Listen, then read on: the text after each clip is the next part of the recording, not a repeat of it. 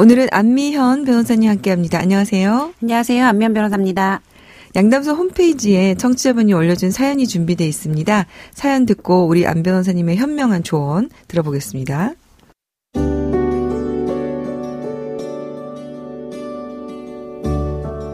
2016년 어머니가 서울의 아파트를 분양받았습니다. 당시 분양가가 6억 원이었는데요. 계약금 6천만 원을 넣고 부족한 잔금 중 5억을 큰아들인 제가 넣었고 어머니가 아파트에 입주했습니다. 이후 어머니께서 혼자 아파트에서 4년간 살다가 시골로 내려가셨고요. 다른 곳에 월세를 살던 저희 가족이 2020년 어머니의 아파트로 이사를 왔습니다. 그 사이 집값은 15억으로 올랐습니다. 문제는 외국에 살던 동생이 한국에 자주 드나들게 되면서 저희가 살고 있는 집이 어머님 집이라고 방 한 칸을 내줄 것을 요구했습니다. 하지만 저희는 거절했습니다. 동생은 그 집은 엄연히 어머님 집이고 입주 당시 제가 보탠 5억은 어머니께 빌려준 것이니까 집값이 오른 부분에 대해서는 권리가 없고 5억에 대해서만 권리가 있다고 주장을 합니다. 그런데 제 생각은 다릅니다. 현재 오른 집값 전체 83% 정도 권리가 제게 있다고 생각을 합니다. 어머니도 물론 제 생각과 같은 의견이시고요. 이럴 경우에 저의 주장과 동생의 주장 누가 맞을까요?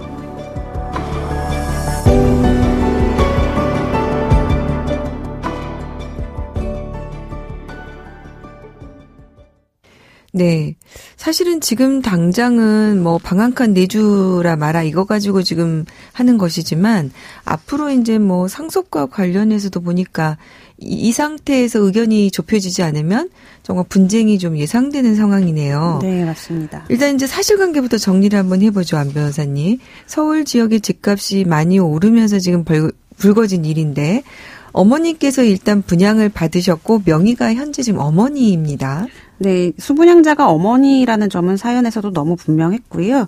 2020년에 사연자가 이제 이 아파트로 입주할 때 어머니가 등기를 넘겨주셨다 그런 말씀을 또 따로 없으셨어요. 네. 그래서 이 아파트의 등기사항 전부 증명서상 소유권자는 사연자 형제의 어머니이실 거고요. 네. 다만 실제 이 아파트 전체가 어머니의 소유인지는 하나하나 좀 따져봐야 될 것 같습니다. 그렇게 이제 방금 말씀 주신 것처럼 형식상 등기부상의 소유권은 외부적으로는 어머니인데 실질적으로 지금 어머니와 큰아들 사이에 내부적인 것도 그런 것이냐. 네. 지금 이걸 따져봐야 된다는 말씀이신 거죠? 네, 맞습니다.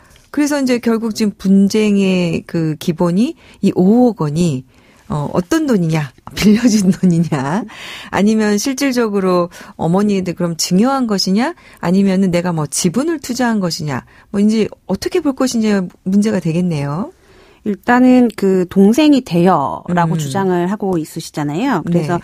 지금 어머니랑 사연자 간에 지금 5억 원을 투입을 할 때 따로 작성하신 서류들은 없으세요. 뭐 차용증이라던가 증여계약서 같은 부분은 없기 때문에 간접 사실들. 그러니까 그 즈음에 있었던 사실관계들을 보고서 이제 추정을 해야 되는데 네. 동생분이 주장하는 대여의 경우 언제가 됐던지 돈을 갚겠다는 약정이 어머니하고 형 간에 있어야 됩니다. 네네. 그리고 그에 따라서 돈을 지급했다는 사실까지 입증이 돼야 되는데 지금 아까 말씀드렸던 것처럼 차용증을 작성했다는 사실은 아예 확인되지도 않고 원리금 변제 등에 대해서 이제 어머님이랑 형이 뭐 상의하거나 돈을 지급했다거나 돈을 지급한 후에 이제 사연자가 어머니한테 돈을 갚으라거나 청구한 사실은 전혀 확인되지 않거든요. 그러게요. 그래서 이 사건을 대여 관계라고 주장하는 거는 지금 이제 동생분이 조금 무리한 주장을 하시는 걸로 보이고요.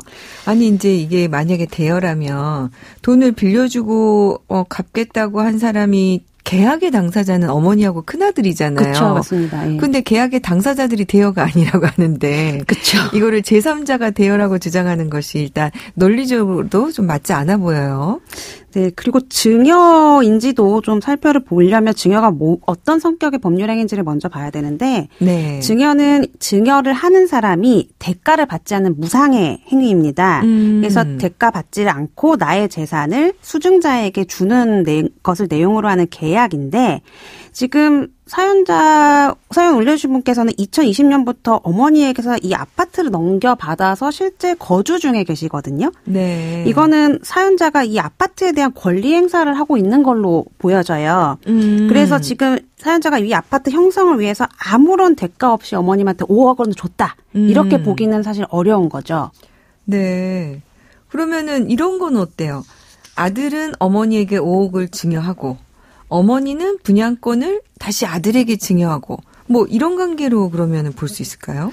지금 사실 사연 내용으로는 판단하기 어려운 부분인데 네. 사연을 보면은 어머니하고 형의 의견은 너무나도 분명하게 나와 있습니다. 지금 최소한 형이 이 아파트에 대해서 일부 지분을 갖고 있다는 대해서는 두 분이 의견이 합치된 걸로 보이거든요. 무언가 권리가 있는 걸로. 네. 근데 만약에 어머니가 형한테 분양권을 아예 줘버렸다라고 하면 일부 지분만 있다고 인정할 게 아니라 아니야 이건 형 거야 라고 분명하게 말씀을 하셨을 건데 지금 형이 생각하는 거는 이제 집값 전체 한 83% 정도고 네. 어머니도 거기에 대해서 형의 지분이 있다는 것을 인정하고 있는 거여서 어머니가 완전히 분양권을 형에게 줬다고 보기는 또 어렵습니다. 아, 그러면 지금 이 형이 낸 5억 원의 성격을 어떻게 보는 것이 좀 합리적일까요? 당사자들이 뭔가 지금 명확하진 않지만 그래도 안 변호사님은 완전히 준 걸로 보이진 않는다는 거니까 네. 어떻게 해석하는 것이 제일 합리적일까요? 사실 당사자 의사가 제일 중요한데 지금 사연자랑 어머니 간 의사는 집 전체에 대해서 형이 일정 지분을 갖고 있다. 라는 점에 대해서는 이제 의견이 일치하고 있고요. 그래서 어머니하고 사연자 간에는 내부적으로는 사연자가 분양대금 중에 5억 원을 분담한 시점에서 이미 내부적으로는 5억 원만큼은 이미 형 거. 네, 라는 점에 대해서는 일단 의견이 합치가 된 거고 네. 다만 외부적으로는 분양을 받은 분이 어머니이기 때문에 어머니로서 이제 등기를 유지를 하자라는 의견 일치가 된 것 같아요. 즉 형 지분하고 어머니 지분이 같이 이제 존재하지만 어머니한테 형이 그 지분을 명의 신탁을 했다라는 개념으로 보는 게 더 자연스럽겠죠. 본인의 지분만큼은. 네, 맞습니다. 네. 그러면은 이렇게 판례는 이런 경우에 어떻게 봅니까? 사실 명의 신탁이 제일 분명하게 입증이 되려면 그 서로 간에 약정서가 있으면 제일 분명한데요. 판례는 묵시적. 그러니까 명시적인 합의서를 남겨놓지 않아도 충분히 성립 가능하다라고 보고 있습니다. 그렇군요. 네, 다만 이제 부모 자식 간의 명의 신탁 존재 사실이 인정되기는 사실은 쉽지 않아요. 그 가까운 관계다 보니까. 네. 그래서 사연자가 어머니 명의 부동산에 대해서 이 아파트에 살지 않는 동안에도 내 지분 비율에 해당하는 만큼의 세금 부담을 해왔다거나 아니면 다른 지분 소유권자로서의 역할을 다하였는지에 대해서 충분히 입증할 자료를 확보를 하셔야 됩니다. 네. 그럼 이게 만약에 상속이 이 상태에서 이루어진다면 어머니 아파트는 자녀들에게 어떻게 상속이 될까요? 만약에 어머니가 사연자의 지분 비율만큼 명의 신탁을 받은 수탁자라고 해당이 되고 그 사실이 명백하게 입증이 된다면 사연자가 실제 소유자로 판명된 아파트 지분만큼은 상속재산에 들어갈 수가 없고요.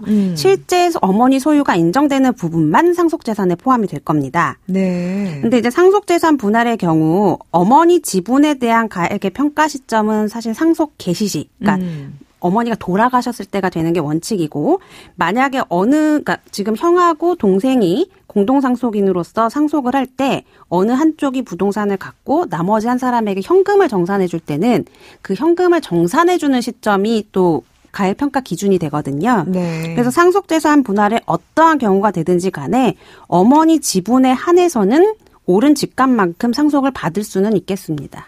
둘째가 그렇다는 말씀이신 예, 맞습니다. 거죠. 예. 네. 지금 이렇게 형제 간의 의견이 다른데요. 앞으로 이제 이런 갈등을 조금 그래도 좀 막으려면 미리 좀 대비해 놓을 수 있는 것도 있을까요? 지금 어떤 명목으로든 어머니하고 사연자 간의 그 의사에 부합한 실질 그대로의 등기 이전을 해주셔야 됩니다. 다만 이제 실제 권리관계에 부합하도록 등기 이전을 하게 되면 그게 매매가 원인이 되든 아니면 어머니가 다시 형한테 증여를 하는 형태가 되든 세금 납부는 불가피하고요. 네. 그리고 이게 명의신탁 해지라는 개념으로 들어가게 되면 과징금의 제재가 있을 수도 있습니다. 근데 실제 권리 관계대로 미리 해놓지 않은 데에 대한 대가는 어떻게든 치르셔야 되기 때문에 그 부분을 감수하시고라도 지금 권리 관계를 정리해 주셔야 나중에 분쟁이 발생하지 않도록 하는 가장 좋은 방법이 될 것 같습니다. 네. 오늘 청취자분이 양담소에 보내주신 사연 가지고요. 안미연 변호사님과 함께했습니다. 변호사님 도움 말씀 감사합니다. 감사합니다. 양소영 변호사의 상담소 양담소는 내일 또 문을 엽니다. 끝곡 Earth, Wind and Fire의 After the Love Has Gone 들려드릴게요. 양소영이었습니다.